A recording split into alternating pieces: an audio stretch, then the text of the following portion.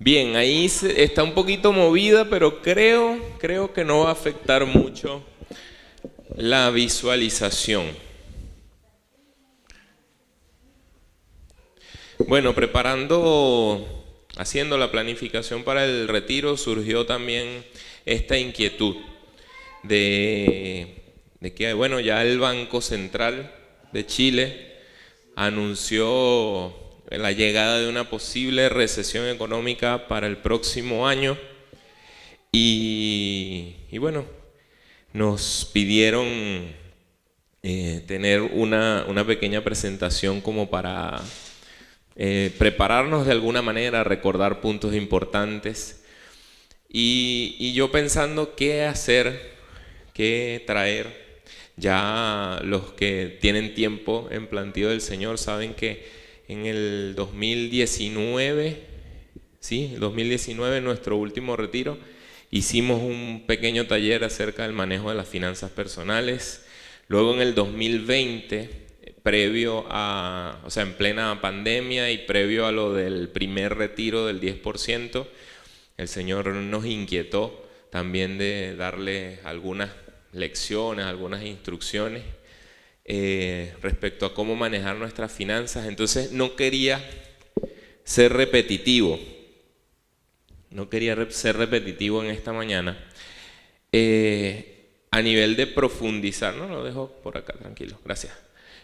A nivel de ir profundo a esos temas que conversamos en esa oportunidad. Sin embargo, es necesario repasarlos, aunque sea de forma un poquito más rápida, más sencilla, porque a fin de cuentas ese manejo de nuestras finanzas personales es como la base para hacer frente a una posible recesión. Ya a partir de allí, pues habrá algunas estrategias, algunas herramientas adicionales, pero eso sigue siendo la base. Entonces, vamos a ir a esas raíces, a eso que conversamos hace 2 años respecto al manejo de nuestras finanzas personales. Por allí decíamos, en la primera sesión, en esa oportunidad fueron 3 sesiones, 3 semanas que dimos lecciones.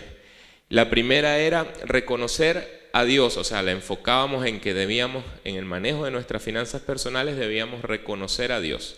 Dios es dueño de su creación y nosotros somos administradores, somos mayordomos. Todo lo que tenemos no es porque nosotros somos y nosotros, sino que porque el Señor nos los ha dado. Entonces, eso era como el primer enfoque. Entonces, decíamos allí que yo creo que me voy a tardar menos bueno, sí, puedo estar a las 12. Lo primero era determinar mi o nuestra, en el caso de matrimonios, situación financiera. Y entonces allí veíamos ciertos puntos de lo que involucraba eso. Incluso yo di algunos materiales, no se preocupen, eso al final va a haber puse un código QR allí, a ver si desde sus teléfonos pueden leerlo y acceder a la carpeta donde están todos esos archivos. Si no, también tengo previsto pasar por el WhatsApp de la iglesia el link para que simplemente hagan clic allí. Es una carpeta en OneDrive. Si no tienen cuenta en OneDrive, deberían poder acceder sin problemas como una sesión libre y descargarlo y guardarlo donde ustedes consideren. Entonces, lo primero es determinar mi situación financiera, nuestra situación financiera. Eso desde el punto de vista del manejo de las finanzas personales y más aún de cara a una posible recesión. Todo parte de saber en dónde estoy financieramente hablando, en qué situación estoy financieramente hablando. Entonces hablábamos que dentro de esa determinación de mi situación financiera íbamos a elaborar un presupuesto mensual en donde vamos a tener por un lado nuestros ingresos, siendo lo más específico posible y teniendo en cuenta un principio contable que dice que cualquier ingreso, o sea, no es exactamente así, pero la idea es que cualquier ingreso que pueda ser que yo tenga, no lo considero. Y cualquier gasto que pueda ser que yo tenga, sí lo considero. Es decir, voy a ser previsor de que lo que me va a llegar, lo que puede que me llegue, de repente no me llegue. O sea, el ingreso que tengo seguro, ok, ese sí va. Pero el que puede que me llegue, no lo voy a considerar en mi presupuesto. Y el gasto que es seguro, obviamente va a estar, pero el gasto que puede que me surja, también lo voy a considerar. De esa manera, si ocurre lo contrario, voy a estar mejor parado ante esa situación. Y el segundo punto era hacer un análisis de nuestros gastos. Es importante hacer una revisión por partidas de qué es lo que, en dónde se nos está yendo el dinero. También decíamos allí que era importante para avanzar en esto de nuestras finanzas personales, establecer metas alcanzables. También hablábamos allí, colocábamos unos formatos para que colocáramos metas mensuales y también otro cuadro para colocar metas anuales. Tener un horizonte de planificación financiera de un año. ¿Qué voy a hacer en un año? Allí en ese caso siempre ayuda el hecho de, o sea, el cambio de año. Uno siempre cuando empieza el año tiene como internamente una necesidad de ¿qué voy a hacer este año? ¿Qué voy a corregir? ¿Qué voy a mejorar? Así que el momento es propicio para establecer esas metas alcanzables. Bien, entonces esto fue la primera raíz, una de las primeras raíces, determinar, estar consciente de cuál es nuestra situación financiera. El segundo punto que hablábamos en ese momento tenía que ver con nuestras salidas de dinero, egresos. Entonces ahí decíamos que teníamos que tener en cuenta un principio básico que era honrar a Dios, es Dios proveedor. Entonces en nuestros egresos, nuestras salidas, decíamos que teníamos que tener como prioridad lo que son nuestros diezmos y ofrendas. Dábamos también bases bíblicas para esto, nuestros diezmos y ofrendas. También hicimos un hincapié en la importancia que es que en nosotros haya el deseo y la voluntad de dar a otros y las recompensas que también tenemos de eso, ¿no? También hablábamos que respecto a nuestros egresos teníamos que trabajar en formar un fondo de emergencia. Un fondo de emergencia que es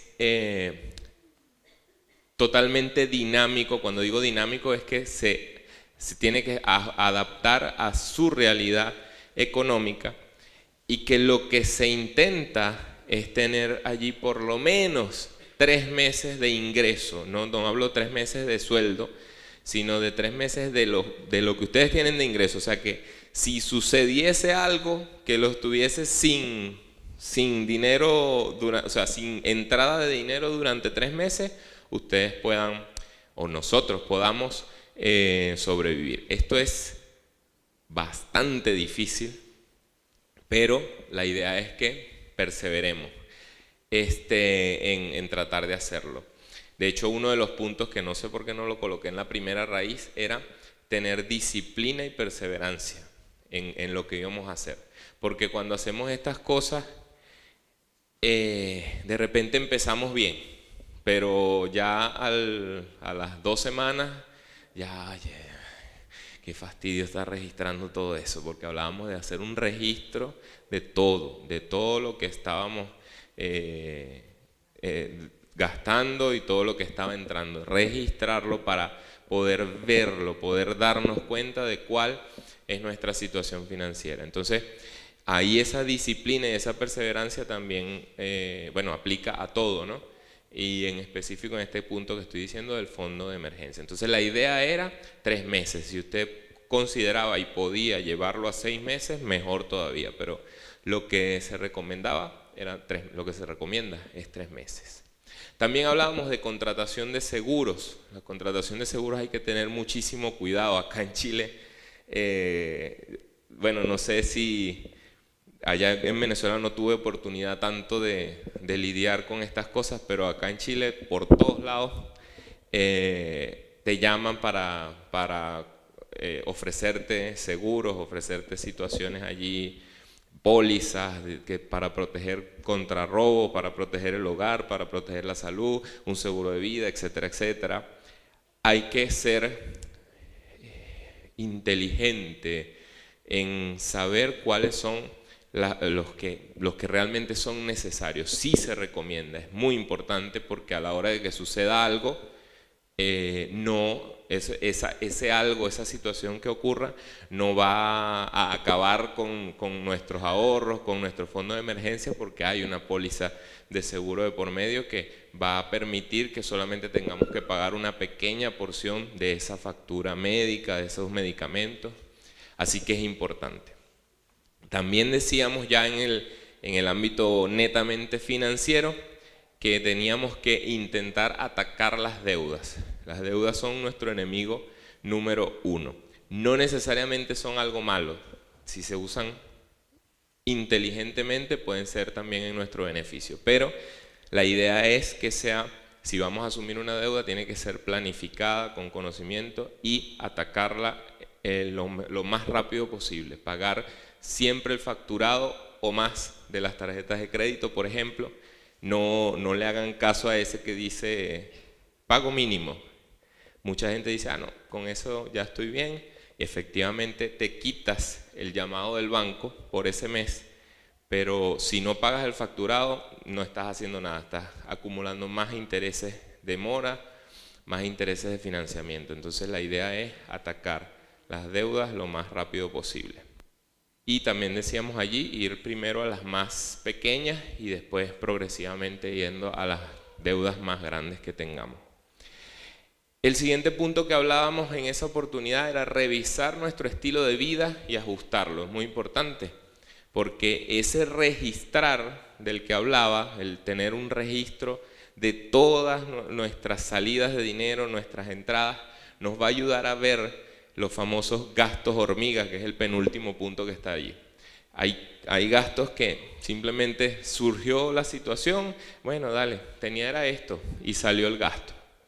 Y en ese día a día, bueno, pasó y tenía que pasar, pues, pero cuando lo registramos nos damos cuenta, bueno, quizás esto, ya yo veo un patrón, está ocurriendo aquí, puedo prepararme de mejor manera para hacer frente a esto. El siguiente punto, bueno, buscar el mejor precio. Decíamos que ese era el clásico, regatear, el clásico pedir un descuento. Eso también es importante. Yo particularmente soy malo para eso, no me gusta, no me siento incómodo, pues. Pero es recomendación siempre buscar el mejor precio, darse la vuelta hasta el final del supermercado, de la feria, donde estemos, para no quedarnos con la primera opción que tenemos. Siempre en el global va a sumar a nuestra mejoría en la situación financiera. Y como último, recuerden que todo esto era referente a nuestros egresos. Hablábamos de ahorrar o invertir, o ambas. Primero ahorrar, pero también tener en cuenta que existe la opción de invertir. Entonces todo esto tenía que ver con el manejo de nuestros gastos, honrar a Dios, que es Dios proveedor. Y el tercer punto que hablábamos era el manejo de nuestros ingresos. Y decíamos allí, ¿levantaste la mano? Sí. Dime. Eso que hablaste anteriormente de ahorrar e invertir, más o menos en este tiempo que está pasando el país con inflación, ¿qué se puede invertir? O sea, ¿algún dato fijo, algún activo fijo? Es que va a depender mucho de ese conocimiento que tú tengas de tu situación financiera. Ya vamos a llegar a esa parte, de repente mejor espero la pregunta, y cuando lleguemos a ese punto, entonces allí ampliamos un poquito la información. Pero debemos entender que yo no les voy a decir la fórmula mágica.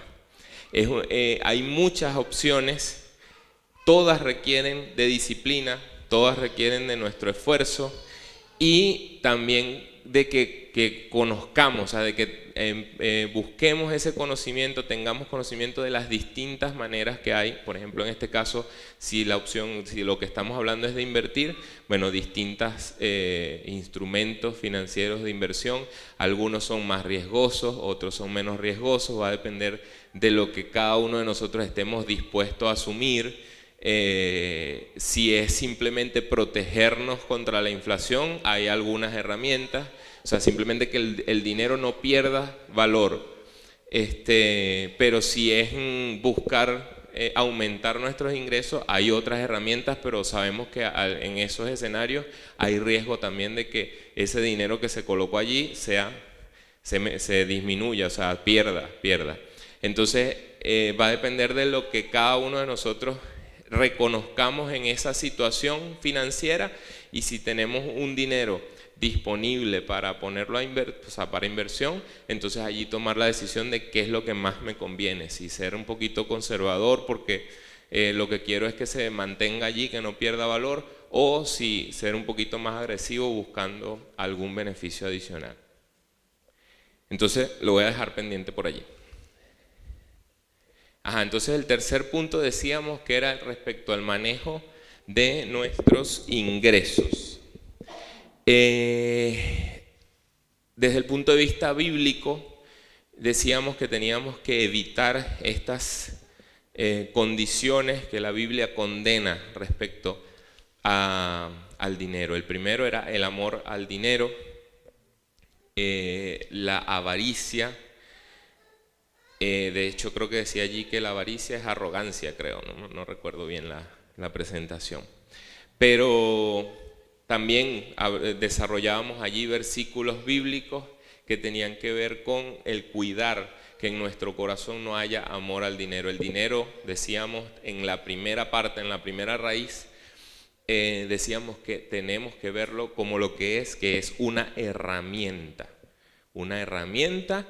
para subsistir, para llevar nuestras vidas en este mundo, pero no es más que eso, no debe ser más que eso en nuestra vida. Entonces, cuidado con el amor al dinero. El amor al dinero puede llevarnos o podría llevarnos a tomar decisiones que no agradan al Señor, y entonces teníamos que cuidar un poquito esa parte. También la avaricia tiene que ver con lo mismo de arriba.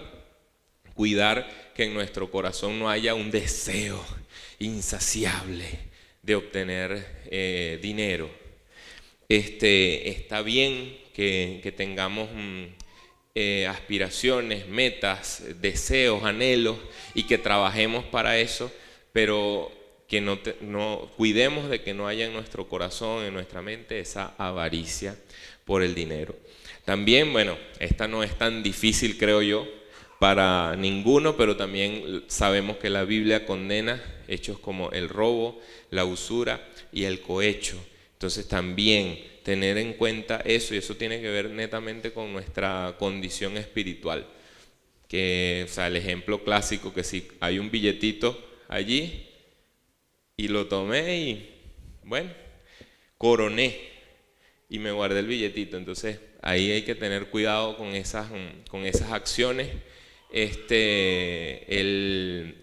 Respecto a la usura, hablábamos de ese prestar dinero con la intención de recibir un interés, una ganancia por eso. Entonces, y el último punto era pedir prestado, y ahí hacíamos un gran asterisco, que pedir prestado no estamos hablando de ir a un banco y pedir un préstamo o contratar una tarjeta de crédito.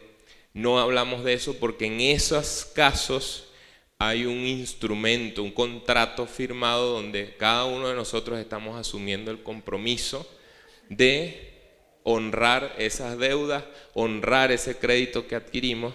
Y como hay un contrato de por medio, también entonces tenemos otro llamado del Señor a honrar la palabra que damos, cumplir con nuestro compromiso. Anoche decíamos que un siervo cumple con sus compromisos. Entonces no estamos hablando de ese pedir prestado, estamos hablando de ir a una persona y pedir prestado Y si tienes que hacerlo porque, bueno, no te queda de otra, tratar de honrar eso lo más pronto posible. En cuanto tengas oportunidad, por encima de cualquier otro compromiso, pagarle a esa persona, a ese hermano, a ese familiar, a ese amigo que te sacó de ese apuro que te llevó a pedirle prestado. Pero eso lo tenemos que evitar a toda costa.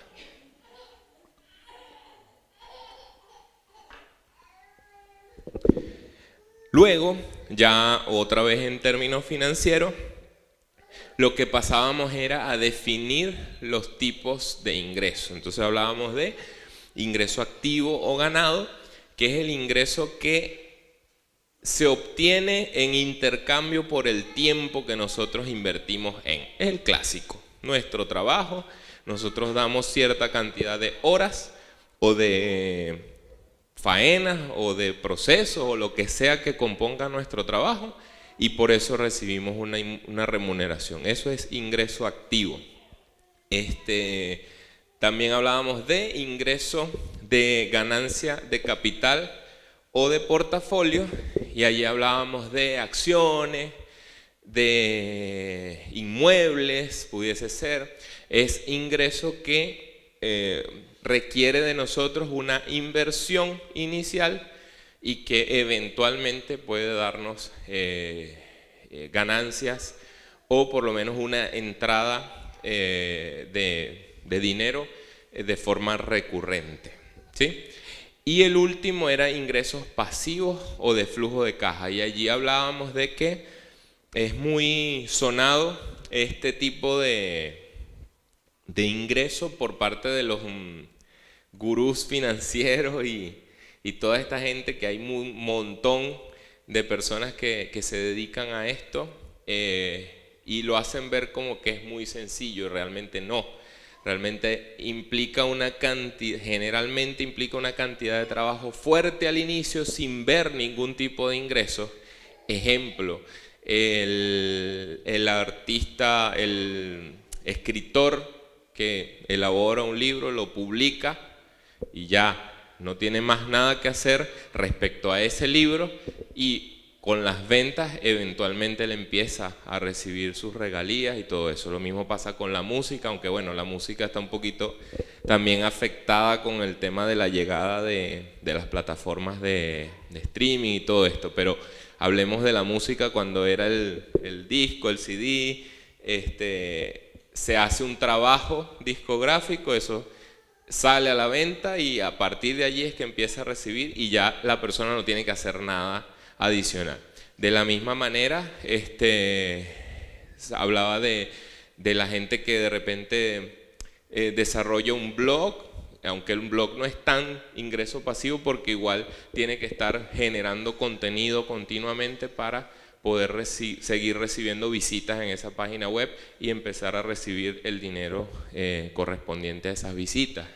De igual manera, los que crean contenido en redes sociales, todo eso en teoría es un ingreso pasivo, aunque lo de las redes sociales también puede estar asociado al ingreso activo, porque hay mucha gente que se dedica exclusivamente a generar contenido en redes sociales. Entonces yo les decía en esa oportunidad, ¿cuál es entonces el secreto para aumentar nuestros ingresos? No los tenemos, no los tengo. Y lo que sí le podía decir era que buscáramos tener más educación y menos entretenimiento. Yo recuerdo que en esa presentación les coloqué una serie de logos, donde estaban logos de Netflix, de Amazon Prime, de YouTube, bueno, en ese tiempo no existía HBO Max, etc. Todas esas plataformas de streaming de entretenimiento, todas las conocían. Pero después le coloqué 8 logos más abajo que eran de plataformas como Udemy, Platzi, plataformas educativas, y nadie conocía nada de eso. Entonces era un diagnóstico allí en caliente respecto a que muchas veces pasamos más tiempo entretenidos que educándonos para mejorar nuestras finanzas personales. Entonces todo pasaba por conocer nuestra situación financiera y educarnos para ver cómo mejorar, cómo disminuir nuestros gastos, cómo aumentar nuestros ingresos. Porque hay muchos detallitos, muchas partidas en las cuales podemos nosotros centrarnos para hacer frente a ese mejorar nuestra situación patrimonial. Entonces, luego de esas 3 sesiones, esas 3 semanas, la conclusión a la que llegábamos era, en primer lugar, registrar ingresos y gastos con la finalidad de estar conscientes de nuestra situación financiera. Recordáramos que somos administradores.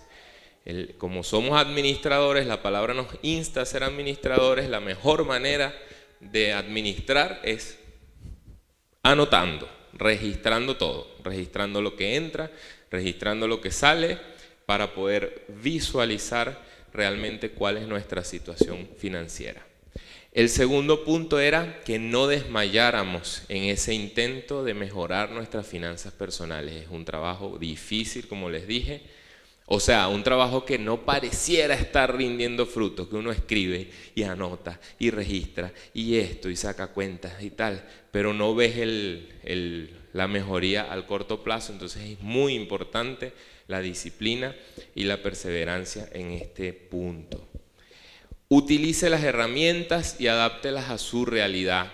Hablaba en ese punto las herramientas que pasé, que les dije que van a estar allí al final en una carpeta, formatos para elaborar presupuestos mensual, formato para revisar nuestros gastos, una idea de cómo organizar nuestros gastos por partidas, lo que tiene que ver con el manejo de nuestro hogar, lo que tiene que ver con una salida, paseo, lo que tiene que ver con los gastos normales de la casa, los gastos eventuales, etc. Entonces ese material era utilizarlo, revisarlo y adaptarlo sobre todo a la realidad de cada uno, porque todos tenemos realidades distintas en el punto de vista financiero. Y nuevamente, disciplina y perseverancia. El tercer punto era honrar a Dios en todo tiempo, con nuestra obediencia, con nuestros diezmos y con nuestra ofrenda, viviendo en integridad. Como cuarto punto, el dinero es una herramienta necesaria en nuestro día a día para honrar nuestros compromisos. Una herramienta necesaria en nuestro día a día para honrar nuestros compromisos, para ayudar y bendecir a otros y hasta para consentirnos. ¿Sí? Fíjate el orden. Necesarias necesarias en nuestro día a día para honrar nuestros compromisos, para ayudar y bendecir a otros y hasta para consentirnos. Debemos educarnos para usarlo diligentemente, esta herramienta que es el dinero. Y el último punto, decíamos, en la búsqueda de aumentar nuestros ingresos, investiguemos la opción que mejor se adapta a nuestros talentos y capacidades, y sobre todo pidamos la dirección de Dios respecto a qué paso vamos a dar, porque hay muchas opciones allá afuera en las que no necesariamente glorificamos a Dios. Entonces era importante esa educación para poder tener ese discernimiento y no caer en cosas que pueden ser muy atractivas, pero que realmente estamos mostrando allí o no estamos mostrando una obediencia a lo que el Señor nos manda en su palabra. Dígame, hermana.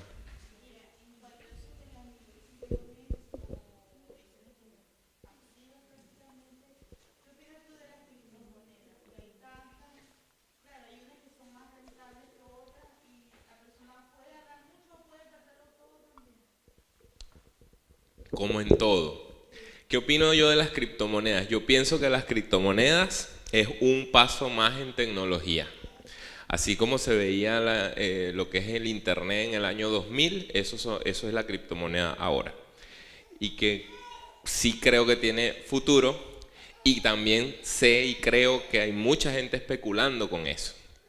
Efectivamente es un medio que puede y que le ha dado ganancias a un montón de gente, porque es un instrumento nuevo, entre comillas, a pesar de que ya tiene 14 años, desde el 2008 que se creó Bitcoin, sigue siendo un instrumento nuevo, un instrumento que no está masificado y eso lo hace muy volátil.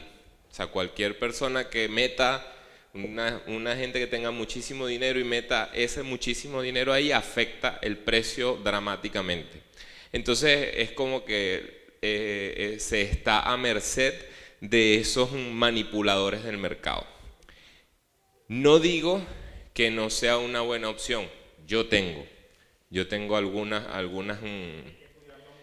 algunas inversiones en criptomonedas, pero para eso se necesita leer, conocer bien el proyecto, qué es lo que quieren hacer, porque a fin de cuentas eso es tecnología.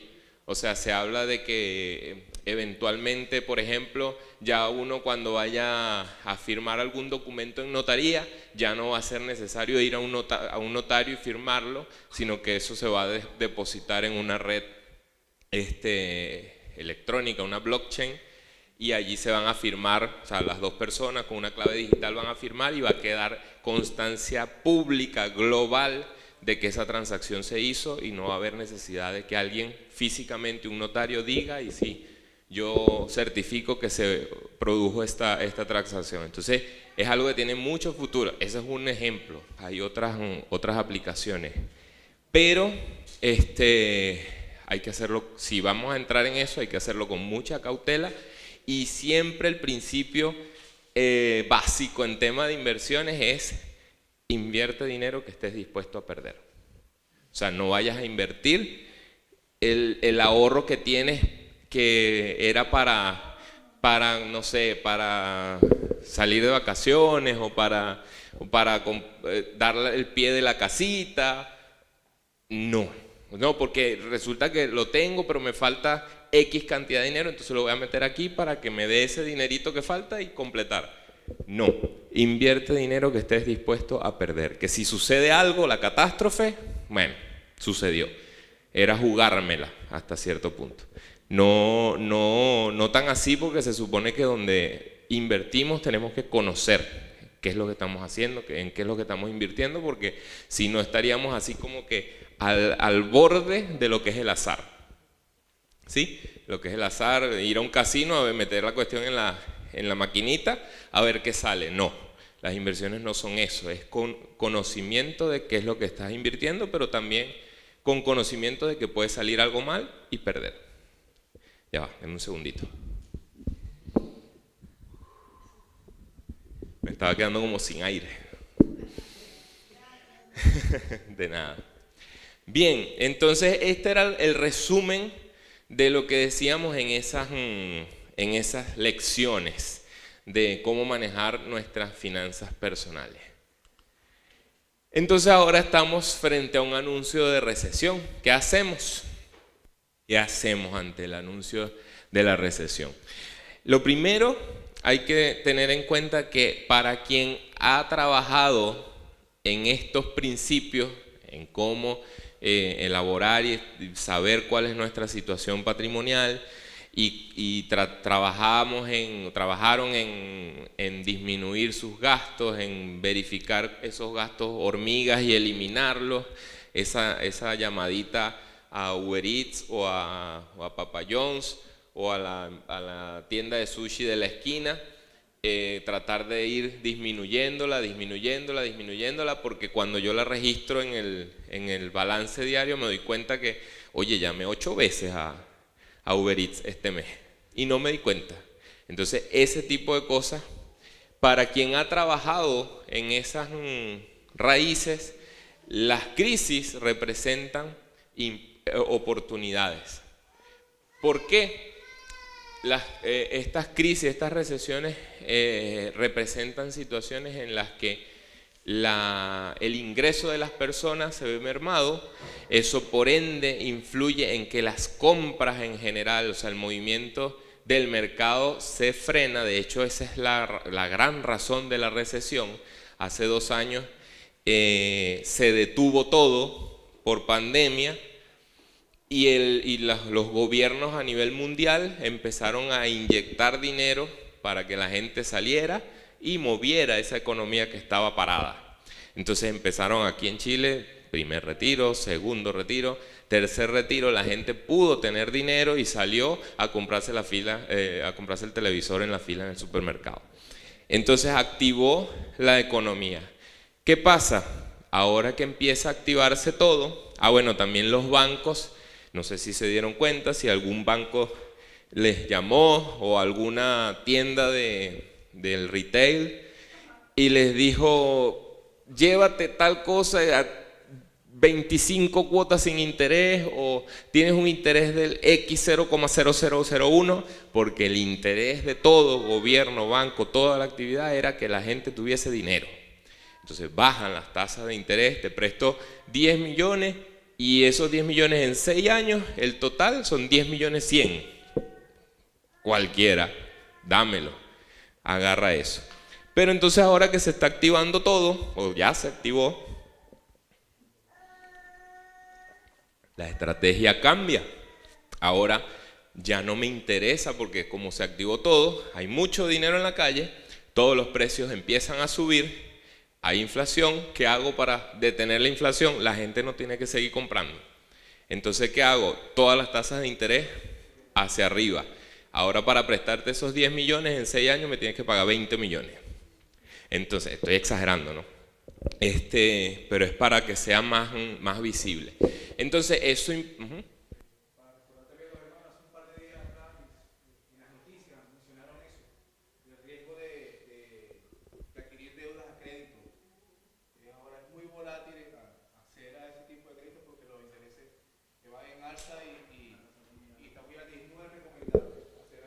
Claro. Y va a seguir subiendo. Y va a seguir subiendo, van a seguir subiendo las tasas de interés. Es lo que se prevé, porque igual tampoco no es que somos videntes ni nada, ni queremos estar en esa posición. Pero la recesión implica es que las tasas de interés para acceso al crédito van a seguir subiendo. Entonces, teniendo claro este punto, que para las personas que están económicamente preparadas, a las personas que han trabajado en sus finanzas personales, se supone que tienen un fondo de emergencia, se supone que tienen crédito disponible en las instituciones bancarias porque han honrado sus deudas, porque han pagado todo lo que se han comprometido. Se supone que están en una buena situación. Entonces, ante esta bajada de precio, porque, se me olvidó terminar esa idea, van a subir los intereses, la gente no va a tener dinero, no van a ir a comprar y entonces la competencia va a empezar a bajar los precios para que la gente venga a comprar. Entonces los precios van a bajar, los precios de las cosas. A pesar de que estamos en inflación, dentro de esa inflación van a haber oportunidades. Entonces para esas personas que están financieramente preparadas va a ser una oportunidad. Pero también tenemos que tener en cuenta que una crisis es una situación o un momento decisivo que implica un cambio o una decisión inminente. Entonces, si hasta ahora no hemos trabajado en nuestras finanzas personales, tenemos que regresar a esas raíces y empezar a repasar todos esos puntos, a ver, registrar, llevar nuestra situación financiera, ver cómo puedo disminuir mis gastos, ver cómo puedo aumentar mis ingresos. Esa es la base. Entonces, ya teniendo en cuenta eso, vamos hacia ahora a ver cómo hacer... dígame.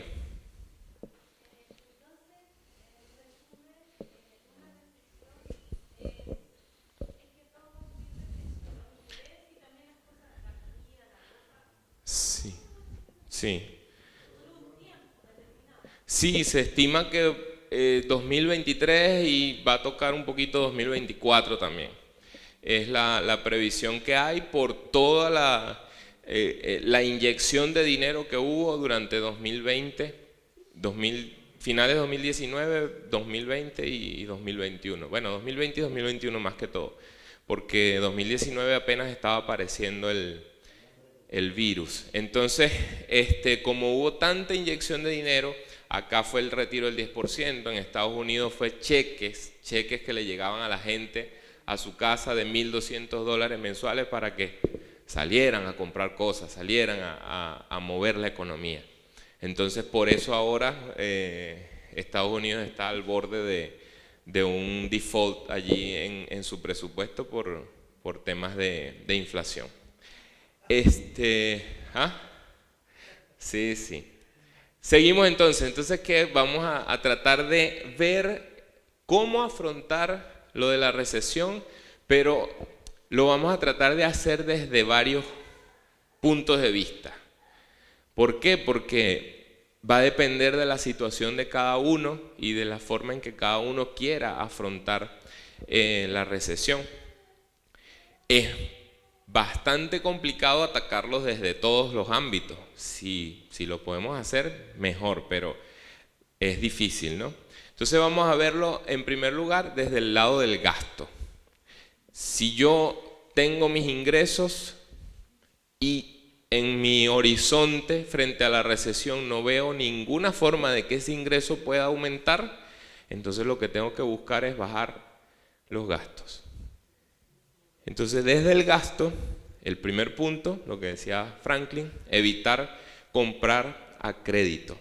Evitar comprar a crédito por lo mismo que estamos hablando de las tasas de interés. Eventualmente comprar algo a crédito implica que esas tasas de interés va a hacer que ese producto que te cuesta 100 en este momento y lo compras a 12 cuotas, al final de esas 12 cuotas el producto va a costar 180. Entonces allí hay que tenerlo en cuenta, no porque, porque son 180 pero en un año, ok, pero tienes que ver el impacto de esa cuota en tu presupuesto mensual y cómo va a afectar el disponible de cada mes. Bueno, no puedes quedar ahogado todos los meses. Entonces siempre la instrucción es evitar comprar a crédito en esta época de recesión. Allí coloco casa, auto. Va a depender.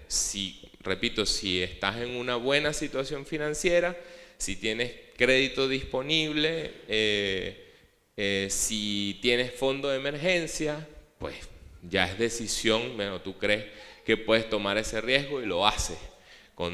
Firmas un contrato de compra-venta de una casa o vas y compras un auto. Pero la recomendación en términos generales es no hacerlo. El segundo punto es tratar de comprar productos locales. Esto quizás no es muy... se me olvidó decir, allá abajo está.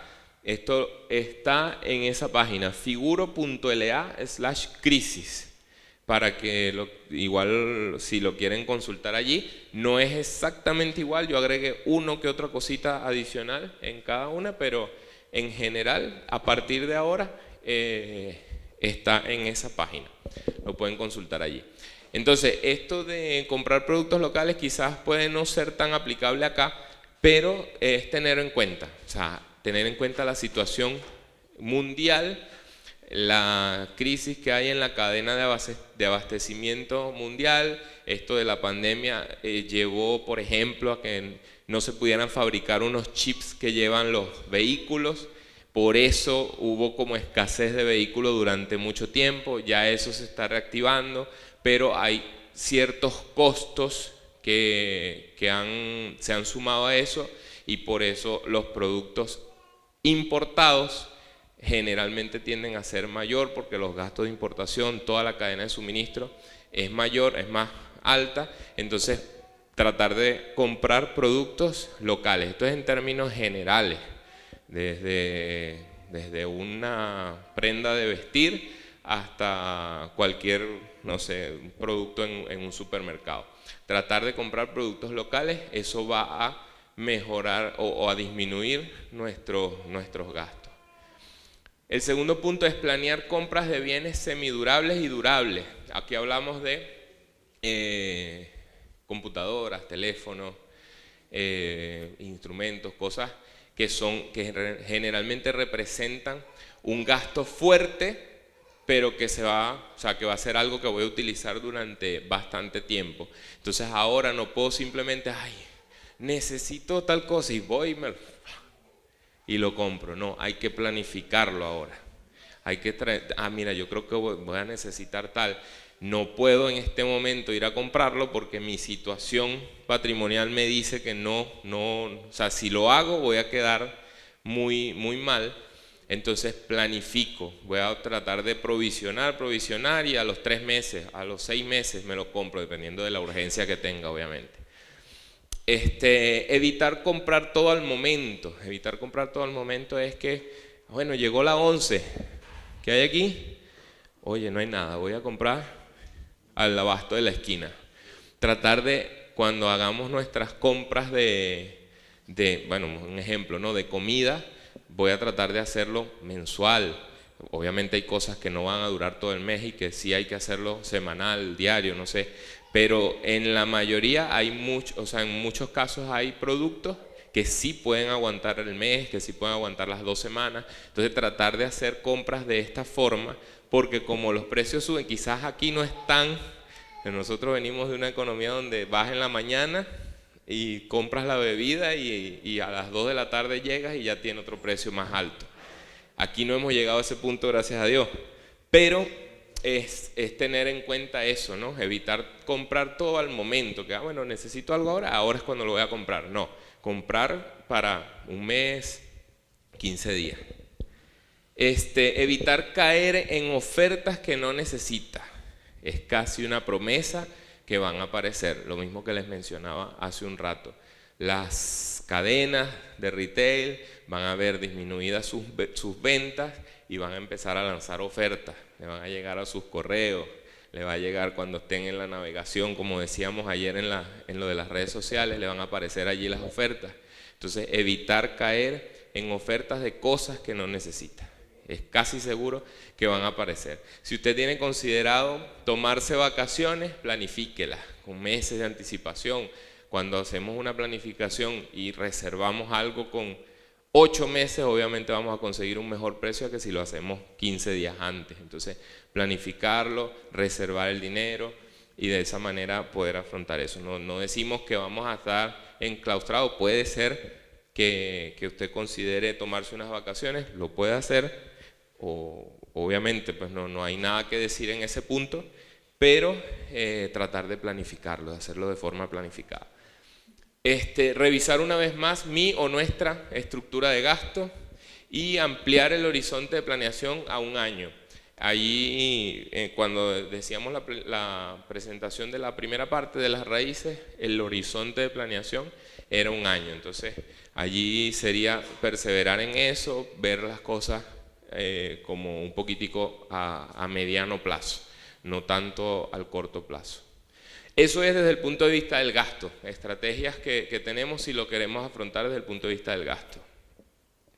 Si lo queremos afrontar desde el punto de vista de la deuda, resulta que mi ingreso está ahí, mis gastos los tengo más o menos controlados, ya no creo que tenga mucho de dónde bajar los gastos, pero sí tengo muchas deudas. Entonces, si es desde ese punto de vista que lo vamos a atacar, entonces primero, dinero extra que haya por allí tiene que ir destinado a pagar deudas, a pagarlas aceleradamente, a salir de esas deudas. Lo de la bola de nieve se me escapó allí, pero bueno, ya que está allí, es simplemente abonar un poquito más de lo que tengamos que pagar como deuda, y de esa manera los intereses cada vez van a ser menores. Allí dice el segundo punto, deudas en dólares y deudas en moneda local. Allí la idea es que si usted, no sé, tiene alguna deuda o sea, el tema de los dólares hay que verlo como que me interesa que todo lo que sean mis ahorros o ingresos estén más parecidos al dólar y mis gastos y egresos estén más parecidos a la moneda local. Eso en el contexto de nuestros países latinoamericanos, en los cuales la moneda está generalmente devaluada respecto al dólar. Entonces, si yo debo en dólares, tengo que tratar de transformar eso a pesos, en este caso a pesos, porque evidentemente si mantengo la deuda en dólares, la moneda local se va a ir devaluando y yo voy a tener que conseguir más pesos para pagar este mismo dólar que debo. Entonces si yo lo llevo a pesos, ya como que lo mantengo en la misma moneda. Entonces una estrategia puede ser, si tengo deudas en dólares, transformarlas a moneda local. El tercer punto, compras de cartera o consolidaciones para bajar las tasas de interés actuales. Esto se ve mucho acá. Te compro la deuda. Hay que tener cuidado, sí, hay que evaluar. Hay una palabrita que sale en todos los créditos que es CAE, que dice costo, significa costo anual equivalente, y eso es lo que te da la idea de cuánto te va a salir ese dinerito que te están dando en este momento. Es lo que te da y dice también costo total del crédito, porque por ley tienen que informarlo. Entonces ahí hay que estar muy pendiente de cuánto es ese CAE, pero sí puede ser una buena opción que si yo estoy sacando 100 por aquí, 150 por aquí, 200 por aquí y 50 por aquí, eso me hacen 500. Puede ser una buena estrategia que yo le diga a cómprame todas esas deudas, esta persona o esta institución paga todo esto y yo me quedo pagándole 400, no 500 como venía pagando, porque me ofrece mejor tasa. Evidentemente hay que estudiarlo muy bien. Puede ser que me haga pagar 400, pero tengo un plazo de 60 y aquí tenía los 500, pero ya me faltaba un año para pagar. Entonces ahí no es muy conveniente. Hay que estar pendiente, pero es una estrategia. El otro es timing para nueva deuda. Bueno, esto es en el entendido de que las tasas de interés se pronostica que van a seguir subiendo. Entonces, si usted considera que va a ser necesario asumir una deuda, hacer un crédito, es importante que lo haga lo más pronto, porque más adelante es muy probable que las condiciones sean peores a las que hay hoy. Es lo que se estima, ¿no? También esos créditos, esos préstamos tienen seguros asociados. Siempre hay un seguro de desgravámenes, un seguro de vida, que son las protecciones que toma el banco por prestarte ese dinero en caso de que ocurra algo. Bien, eso tiene que existir, hay que contratarlo, pero no necesariamente tenemos que mantenernos con las condiciones actuales. Se puede revisar, mira, quiero cambiar, qué disponibilidad de pólizas tienes para tratar de disminuir los intereses del crédito, de la póliza, perdón, y de esa manera disminuyo mi cuota. Esa también es una opción. Si yo estoy pagando 120, puede ser que con un seguro un poco más económico pague 105, entonces ya allí disminuye un poco la deuda. Y el último punto, flujo de caja. Bueno, en caso de que necesite un dinero allí adicional, siempre se puede estudiar la forma de renegociar. Por ejemplo, nosotros, Sor y yo, este año hicimos una solicitud de cotización para una renegociación del crédito hipotecario que mantenemos en este momento de la casa. Nos presentaron el escenario, no nos convenció y dejamos eso hasta allí. Pero es una opción. Generalmente estas renegociaciones sirven para deudas a largo plazo y que ya tienen varios años pagados. Entonces por eso a nosotros no nos cuadró, porque nosotros apenas tenemos 2 años pagando. Entonces cuando hicieron el escenario íbamos a pagar más en cuota mensual, sí nos iba a quedar un dinero disponible, porque, bueno, explicar un poquito qué es eso de renegociación. Es que yo tengo un crédito y a ese crédito le debo, no sé, 2.000 y pido préstamo, o sea, le debo 2.000, pero eran 4.000 y me falta pagarle 2.000.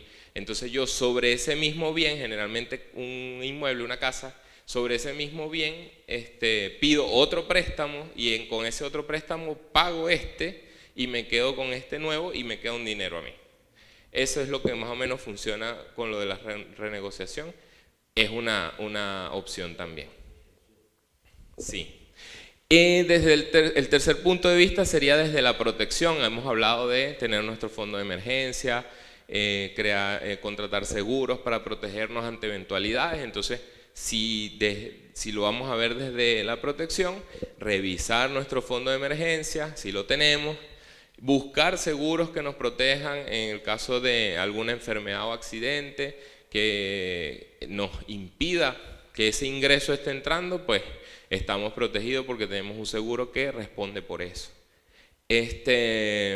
Gastos inesperados como situaciones graves de salud o muerte de algún familiar, cualquier imprevisto que se lleve todo el fondo de emergencia o te llevaría a endeudarte si tuvieras que solucionarlo. Entonces, es tratar de buscar las mejores condiciones a nivel de seguros para protegernos en estos escenarios que pueden suceder. El otro sería, vuelve a completar tu fondo de emergencia. ¿Cuánto tiempo me falta? Ay, ya me pasé. Vuelve a completar tu fondo de emergencia.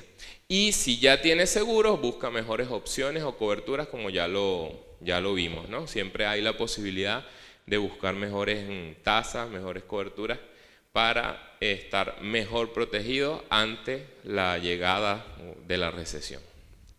Y el último punto es desde el ahorro. Evita el dinero bajo el colchón o en una cuenta de ahorro. Debemos estar clarísimos que la cuenta de ahorro te ofrece un rendimiento que en estos momentos es inferior a la tasa de inflación. Entonces no tiene sentido. No tiene sentido que si lo tienes en el colchón, peor todavía. En el banco, en la cuenta de ahorros, te otorga, no sé, un 3% anual, pero resulta que la inflación está llegando a 15 ya. Entonces, igual no tiene ningún sentido. Entonces, considerar, bueno, ahorros en dólares. En este momento también se abrió la posibilidad en muchos bancos de abrir cuentas en dólares. ¿Ah? También cuentas en UF, porque la UF va aumentando en relación a la inflación. Bueno, ahí también yo tengo, es una realidad, pero nosotros en Venezuela vivimos un punto en el que la inflación fue tan alta que el gobierno decidió, allá se llama UT, Unidad Tributaria, y el gobierno decidió desligar eso de la inflación. Entonces ellos decían, la UT ahora o sea, la inflación fue de 45% y la UT aumentaba un 6% nada más. Pero bueno, esos son otros escenarios. Pero sí, efectivamente también hay cuentas de ahorro en UF. La idea es que por lo menos el dinerito que tenemos no pierda valor. Entonces, ahorros en dólares o ahorros en UF. ¿Pero es seguro ahorrar en UF? Sí, porque UF es un valor que establece el gobierno nacional como un valor de medición para distintas cosas, para establecer multas, para establecer costos crediticios, para distintas cosas. Entonces, esa unidad, esa UF, se va ajustando incluso a diario. Uno se mete en el portal del Servicio de Impuestos Internos y puede ver a diario cuál va a ser la UF de hoy, de mañana, de pasado, y de, no sé, 20 días hacia adelante. Y entonces sí, evidentemente, si uno opta por una cuenta de ahorro en UF, uno deposita 100 y llevan ese 100 cuánto equivale en UF, y ya ese es el monto que tiene. Entonces, si la UF sube, va a seguir siendo esta cantidad de UF, pero a una cantidad de pesos distinta. Entonces, te protege contra la inflación. Considerar instrumentos de inversión de riesgo bajo. Esa también es una opción. Existen, por ejemplo, los depósitos a plazo, que también dan un rendimiento que generalmente está por encima de la inflación, pero muy poquito, pero por encima, y es un monto seguro. El depósito a plazo, uno pone X cantidad y te dice, el día tal vas a recibir tanto y tanto recibes. Te depositan o tú lo retiras si no lo pones de forma automática. Entonces, considerar esos instrumentos de riesgo bajo, porque también generalmente las tasas están poquito por encima de la inflación, por lo menos el dinero va a estar protegido. También están los fondos mutuos, ya ahí cambia el escenario, ya eso es un instrumento de inversión también de riesgo bajo, pero allí hay posibilidad de pérdida. Si el fondo mutuo no rinde lo esperado, puede ser que nos quede menos dinero de lo que pusimos.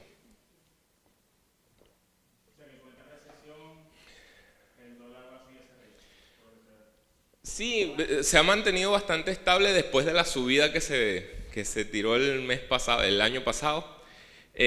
O no, este año fue, que llegó a 1013. ¿Cómo? Exacto, ahí. Ahí llegó a 1000 y algo, pero ya después bajó y se ha mantenido entre los 900 950 pesos por dólar.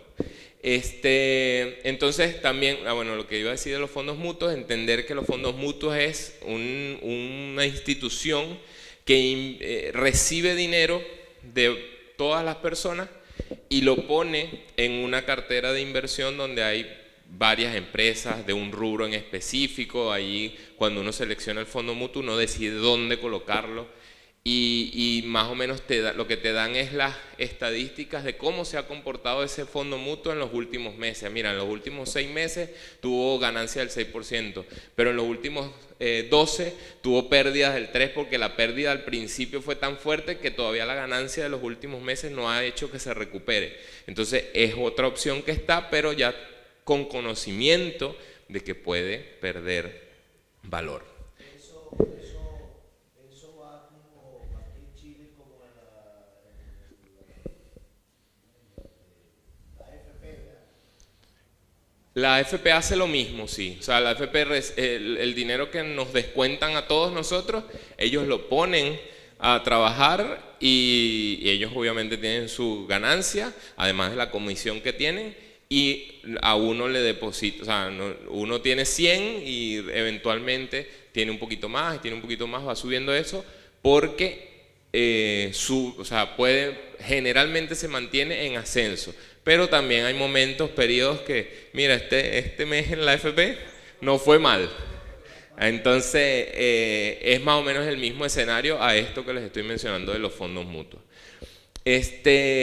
Bueno, el siguiente paso ya es una estrategia de inversión ya de riesgo medio. Dice, define una estrategia de inversión para buscar precios bajos en mercados financieros, pero ya allí el riesgo es medio. O sea, ya ahí primero lo estoy haciendo yo mismo, no estoy quizás depositando mi confianza en una institución que sabe hacer eso, sino que lo estoy haciendo yo. Entonces eso también requiere mayor compromiso de mi parte, de educarme, de revisar bien en dónde es que lo voy a hacer. Pero efectivamente en una recesión los mercados financieros están aquí, y cuando escuchamos a los gurús financieros siempre dicen, mira, si hubieses comprado aquí, hoy tendrías no sé cuánto porque estamos aquí. Pero realmente nadie sabe cuándo es el aquí, porque puede ser que tú metas aquí y siga para acá.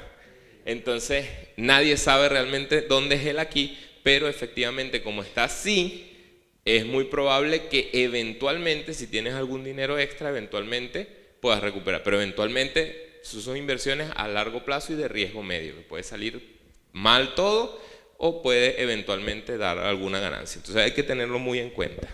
Y como estamos viendo desde la perspectiva del ahorro, es asegurar que sobre algo de dinero a final de mes. Recuerden que estos son distintas ópticas de cómo atacarlo, pero no necesariamente van a ser todas, ¿no?, al mismo tiempo. Entonces, si yo estoy enfocado, por ejemplo, desde la deuda y el dinero extra, lo que decíamos allá con la deuda, el dinero extra es para pagar aceleradamente las deudas que tenga. Muy poco probable voy a tener ese dinero al final del mes que dice allí. Asegura que sobre algo de dinero a final de mes. Entonces, por eso les digo que son distintas ópticas.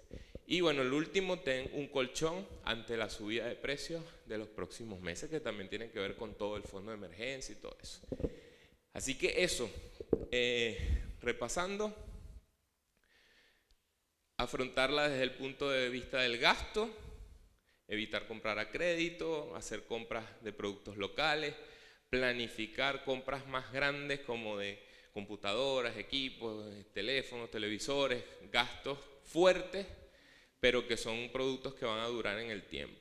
Evitar comprar así de último momento lo que necesito, bueno, compro, o sea, simplemente, ay, bueno, me provocó tal cosa y voy y lo compré. No, tratar de evitar eso. Caer en ofertas que van a llegar, seguro van a llegar las ofertas, evitemos caer en eso, sepamos bien cuáles son las cosas que realmente necesitamos, si estamos pensando en vacaciones, planificarlo con mucho tiempo de anticipación para obtener mejores precios y siempre estar consciente de cuál es mi situación financiera. Si lo voy a afrontar desde la deuda, atacar las deudas, todo dinero extra que caiga, tenemos que pagar aceleradamente nuestras deudas, tratar de transformar deudas en dólares a pesos, comprar cartera o evaluar la posibilidad de que alguien compre la cartera y paguemos una cuota menor a lo que estamos pagando, optimizar los seguros, evaluar renegociaciones si es el caso. Si lo estamos viendo desde la protección, bueno, seguir allí, seguir fortaleciendo nuestro fondo de emergencia. O sea, si mi estrategia para afrontar la recesión va a ser estar protegido, bueno, nuestro fondo de emergencia, todo dinero que caiga en este tiempo es destinado a ampliar ese fondo de emergencia, a buscar seguros que nos protejan en caso de que suceda algo, me quede sin trabajo, bueno, tengo allí el seguro que va a responder por esos gastos, o alguna emergencia médica.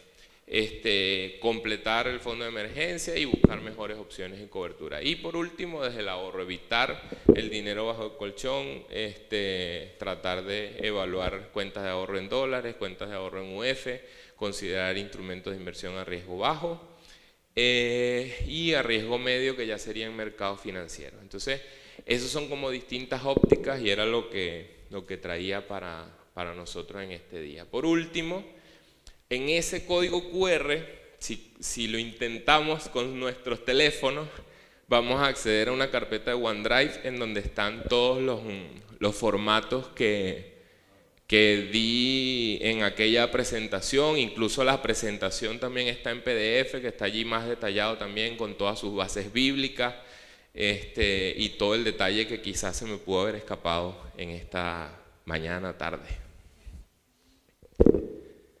Me cuentan, igual yo creo que voy a pasar el link por el WhatsApp para... No, con esta no la tengo, o sea, también la puedo pasar, o sea, pero es lo que está allí son los documentos que yo di en aquella capacitación, el estado de situación patrimonial, cómo ver los gastos, los egresos. ¿Sí se escaneó? ¿Sí lo pudieron ver? Buenísimo, buenísimo. Así que eso, hermanos, confiemos en el Señor, tengamos en cuenta que Él está en control de todas las cosas, no caigamos en miedos, en angustias, en preocupaciones, porque nos dice que se va a acabar el mundo, se viene una recesión, no vamos a poder hacer esto, no vamos a poder hacer lo otro. Dios está en control de todas las cosas. Tengamos en cuenta eso y seamos diligentes en prepararnos en lo poco que nosotros podemos hacer. ¿Sí? Solo decir que con todo esto que usted conversaba, es imposible no pensar en José y la gracia que Dios le dio para anticiparse a la crisis, para poder administrar. Esa misma gracia Así es. nos da a nosotros. Así es. Sí, nosotros tenemos que reconocer que Dios está en control de todas las cosas y ciertamente tenemos que ser diligentes, prepararnos en lo que esté a nuestro alcance, buscar conocimiento, informarnos. Tu pregunta, me acordé de tu pregunta que quedó por ahí. ¿Cuál era la pregunta? Creo que la respondimos después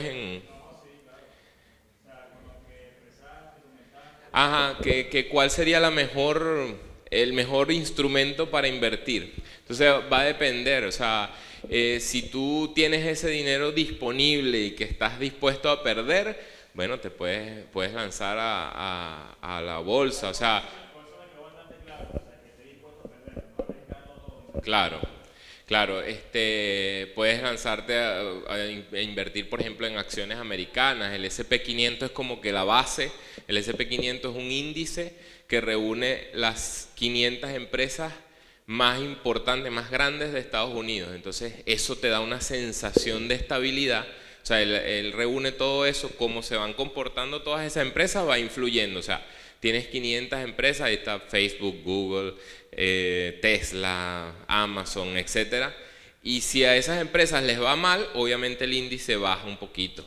Y así, pero en el global, como son tantas empresas, se supone que si a una se va a la quiebra y tú tenías las acciones en esa, perdiste todo, pero como la tienes en el índice, se mantiene un poquito estable. Entonces es como que si estás considerando acciones americanas, es como el primero que deberías buscar, ¿no? Que deberías ver. Claro, una acción del SP500, no sé, está como en 3.000 y tantos dólares, entonces no, tampoco es tan fácil, ¿no? Pero es por ejemplo, ¿no? Y si eso te parece muy complicado, no entiendes nada de eso, lo mejor es que no lo hagas porque tienes que hacerlo con conocimiento. Entonces tú dices, no, mejor me quedo tranquilo en cosas que yo entienda y voy a tratar de invertir en una casita, en un apartamento de una habitación y un baño, que es lo que puedo comprar ahora, pero eso lo puedo poner a arrendar y eso se paga, o sea, el arriendo, que con lo que cobra el arriendo, eso se empieza a pagar el dividendo y ya eventualmente 15, 20 años, ya eso lo puedo disponer para otra cosa, o en el camino decides venderlo y das el pie para otra cosa más grande. Entonces es muy de cada quien, de lo que cada quien reconozca en esa situación financiera que va a haber cuando empiece a notar. Absolutamente, o sea, si fallamos en eso, ahí estamos un poquito mal, porque ¿cómo vamos a esperar el respaldo del Señor en todo lo que se va a venir? O sea, nosotros podemos hacer todo lo que querramos hacer acá, pero si no estamos honrando al Señor primeramente, ahí ya ahí no vamos a estar como los especialistas financieros que están allá afuera, que tienen estas herramientas y que quizás están protegido, pero a fin de cuentas confiando en sus riquezas, confiando en su propio intelecto, y no, a nosotros no estamos llamados a eso, evidentemente. Sí, lo que pasa es que yo no quise meterme tanto en eso porque en el material yo creo que está bastante claro. Yo incluso quería traerlos, o sea, dejar allí en esa carpeta el video de la presentación que di, porque eso en su momento se grabó, pero no lo conseguí. Entonces revisé la presentación, creo que está bastante completa. Y ahí pueden ver, o sea, sesión de finanzas personales sesión 1, finanzas personales sesión 2 y finanzas personales sesión 3, y el enfoque es eso. La primero, conocer mi situación; la segunda, cómo disminuir mis gastos; y la tercera, cómo aumentar mis ingresos. Entonces creo que está bastante claro allí, por eso no me metí tanto en eso, pero sí, la prioridad siempre tiene que estar en el Señor. Eso, hermanos. Espero que sea de utilidad, espero que el material que está allí les ayude, nos ayude a todos.